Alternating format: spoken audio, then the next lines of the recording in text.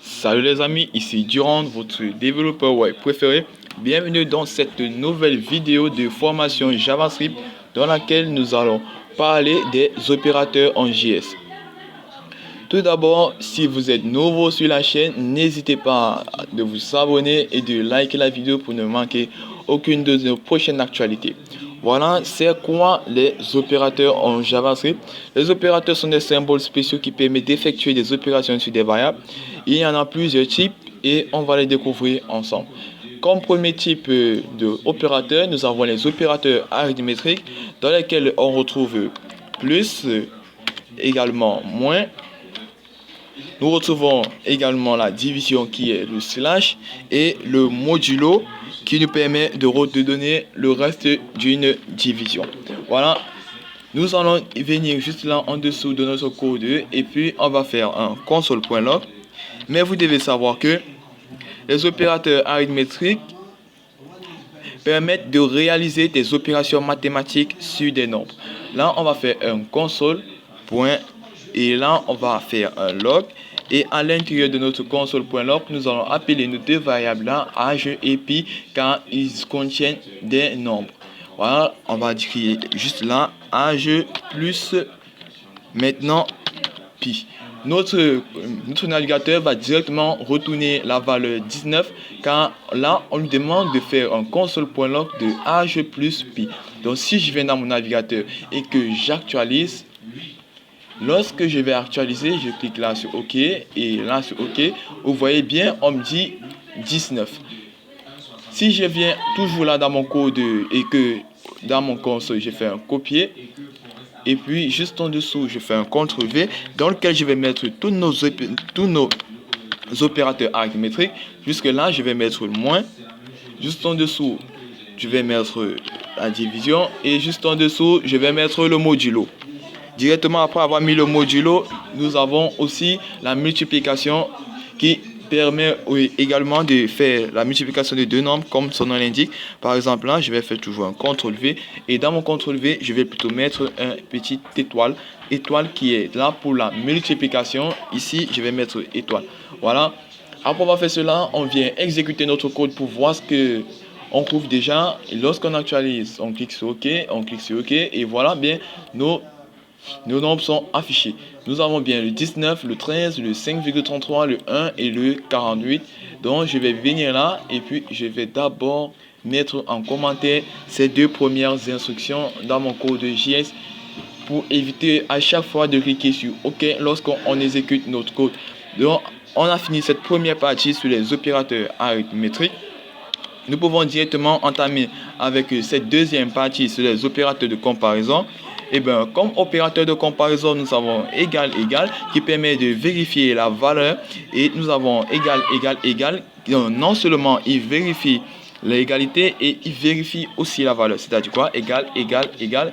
Et juste en dessous, nous avons également les opérateurs, par exemple, supérieur, inférieur, supérieur ou égal, inférieur ou égal.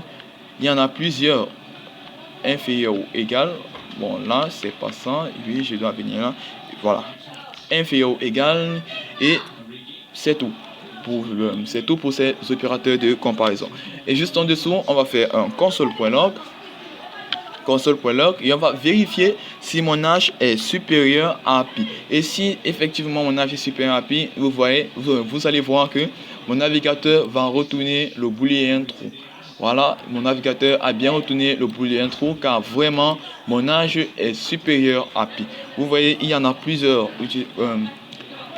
opérateurs de comparaison. Vous n'aurez qu'à choisir avec quel vous voulez travailler.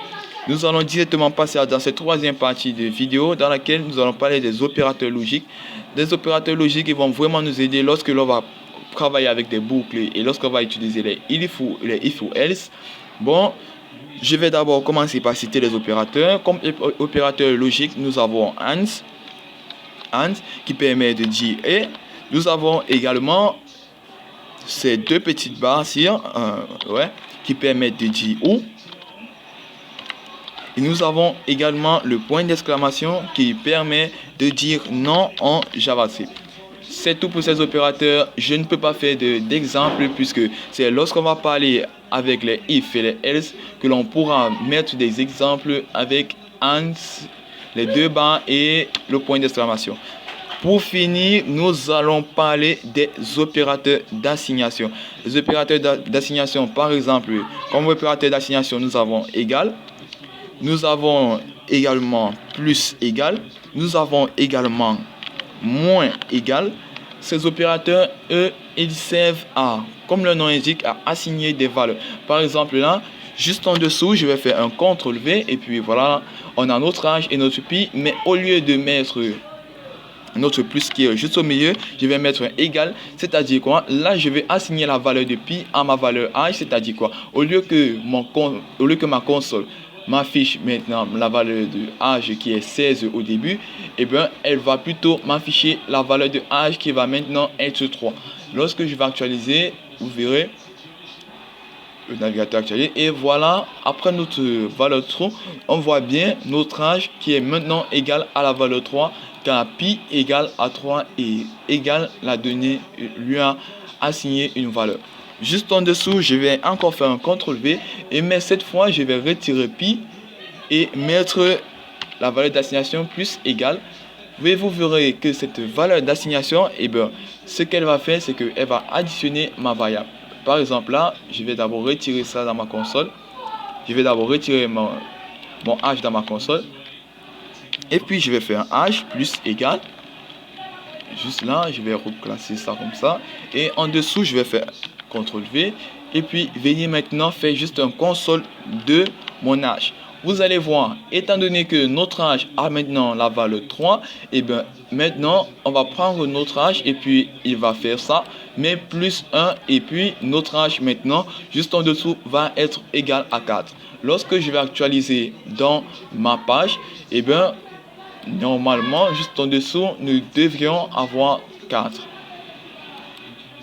Je ne sais pas d'où vient l'erreur. Bon, là, je crois que je vais utiliser plus qui est aussi un opérateur d'assignation et qui est égal, bon là je vais mettre là, plus qui est un opérateur d'assignation et qui est égal à plus égal. Je vais actualiser et voilà bien, nous avons notre valeur numéro 4. Vraiment c'est très cool le JavaScript. C'était tout pour cette vidéo. Voilà pour un petit tour de l'horizon des opérateurs. N'hésitez pas à les utiliser dans vos programmes pour effectuer des opérations et des comparaisons efficacement. Sur ce, bon coding et à bientôt pour une nouvelle vidéo en JavaScript. Ciao, ciao, à la prochaine les amis. N'oubliez pas de vous abonner et de partager la chaîne.